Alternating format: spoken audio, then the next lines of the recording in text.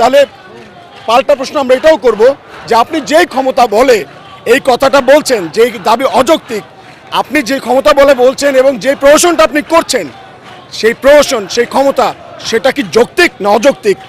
প্রথম কথা হচ্ছে প্রধানমন্ত্রী যে কথাটা বলেছে একেবারে অযৌক্তিক আন্দোলন, এইটার কথা যদি ওনাকে ফিডব্যাকটা দিতে হয়, এটার প্রত্যুত্তর যদি করতে হয়, তাহলে বলতে হবে যে 2018 সালে যখন শিক্ষার্থীরা আন্দোলন করেছিল, তখন কোটা সংস্কার চেয়ে আন্দোলন করেছিল। কোটা সংস্কারের বদলে উনি যে কাজটা করলেন সেটা হচ্ছে শিক্ষার্থীদের সাথে প্রহসন করে সম্পূর্ণ কোটা উনি বাতিল করে দিলেন। শিক্ষার্থীরা কিন্তু তখন কোটা বাতিল চায় নাই, সংস্কার চেয়েছিল।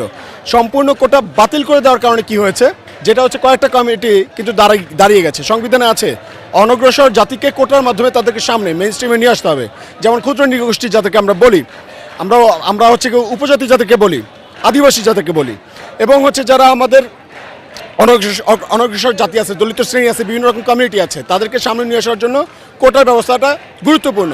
এটা আমরা মানি। তখন শিক্ষার্থীরা এটা বলেছিল, কোটা সংস্কারের কথা বলেছিল। কিন্তু গভর্নমেন্ট যেটা করলো সেটা হচ্ছে কি সম্পূর্ণ কোটা বাতিল করে এই যে কমিউনিটি, যারা পিছিয়ে পড়া কমিউনিটি, তাদেরকে সাধারণ মানুষের থেকে একদম বিচ্যুত করে ফেললে, এবং দেখা গেল যে আজকে দেখতে পাচ্ছেন মুক্তিযোদ্ধা বনাম সাধারণ মানুষ, এমন একটা ডিসকোর্স তৈরি হয়ে গেছে। তো এমনটা তো হওয়ার কথা ছিল না, তাই না? তো প্রধানমন্ত্রী যেটা করলেন, আমাদের সবার সাথে একটা প্রহসন করলেন। আজকে যারা মুক্তিযোদ্ধার সন্তান বলেন, তাদের পরিবার সদস্য বলেন, তারা কিন্তু আমাদের দেশের জন্য গৌরব। কিন্তু এখন সাধারণ মানুষ বনাম যখন মুক্তিযোদ্ধার পরিবার বা সন্তান এরকম একটা অবস্থান তৈরি হয়ে গেছে, তখন কি হয়েছে বলেন তো? তখন হয়ে গেছে এমন দেশের মধ্যে আমরা ব্রিটিশরা যেমনটা চেয়েছিল, ডিভাইড অ্যান্ড রুল, ঠিক প্রধানমন্ত্রী ঠিক আমাদের শিক্ষার্থীদের সঙ্গে বা সাধারণ মানুষের সঙ্গে ঠিক একই কাজটা করলেন। আর আজকে যে কথাটা উনি এখন বলছেন যে 2024 সালে এসে উনি বলছেন যে এই দাবিটা অযৌক্তিক। এখানে এতগুলো মানুষ, এতগুলো শিক্ষার্থী আপনারা দেখতে পাচ্ছেন, সারা বাংলাদেশের বিশ্ববিদ্যালয়ের শিক্ষার্থীরা এখানে যুক্ত হয়েছে, স্কুল কলেজের শিক্ষার্থীরা এখানে যুক্ত হয়েছে। উনি কি শুধুমাত্র বিচক্ষণতা শুধু কি ওনারই আছে? আর শিক্ষার্থীরা কি, এই যে এতগুলো মানুষ আছে, সারা বাংলাদেশের জনগণ, তারা কি কিছুই বোঝে না? তাদের কি হচ্ছে কি বিচার বিশ্লেষণ করার কোনো যোগ্যতা নাই?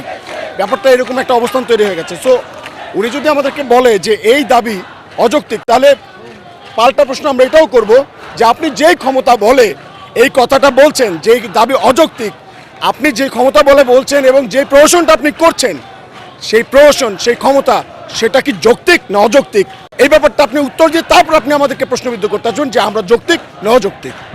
দেখেন, এখন বলা যায় যে রাষ্ট্রের যে এখন কাঠামো, যেটা হচ্ছে ভঙ্গুর অবস্থা আছে, এটা মেরামতের কাজ চলছে। এখানে সাময়িক অসুবিধার জন্য সবাই দুঃখিত, কিন্তু আপনাকে বুঝতে হবে যে এই যে আজকে এখানে শিক্ষার্থীরা একসাথে হয়েছে, তা আন্দোলন করছে, সংগ্রাম করছে, এটা কিন্তু তাদের শুধুমাত্র নিজের স্বার্থের জন্য না, আপনার পরবর্তী প্রজন্মের স্বার্থের জন্য এটা করছে। আপনার সন্তান আছে, আপনার সন্তানকে এরকম বৈষম্যের শিকার হওয়া লাগতে পারে। তো আজকে শিক্ষার্থীরা যে সিদ্ধান্ত নিয়েছে, আপনারাও সবার সাথে একতাবদ্ধ হন, আপনারা সংহতি প্রকাশ করে আপনারাও চলে আসুন, আমরা সবাই সম্মিলিতভাবে আন্দোলন করি, সংগ্রাম করি, আমাদের যে যোগ্য, আমাদের যে ন্যায্য অধিকার আমরা সেটা যেন ফিরে পাই, সেই জন্য আমরা একসাথে আন্দোলন করি।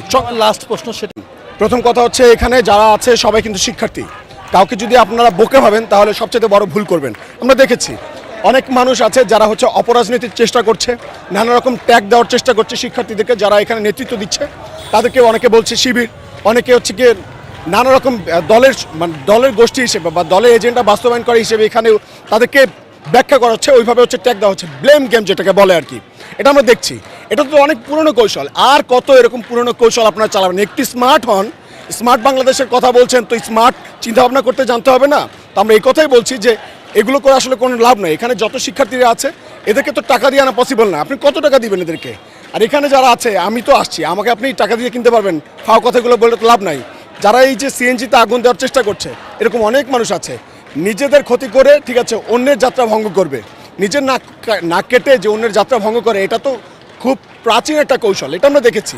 তো শিক্ষার্থীরা এত বোকা না যে আপনি এরকম কৌশল অবলম্বন করবেন, তারা ষড়যন্ত্রের ফাঁদে পা দেবে এবং তাদের আন্দোলনটা বানচাল হবে, এমনটা ভাবার কোনো সুযোগ নেই। আমরা এখানে সবাই সজাগ আছি, সচেতন আছি। যতক্ষণ পর্যন্ত আমাদের দাবি না মেনে নেওয়া হচ্ছে, ততক্ষণ পর্যন্ত আন্দোলন চলছে এবং চলবে।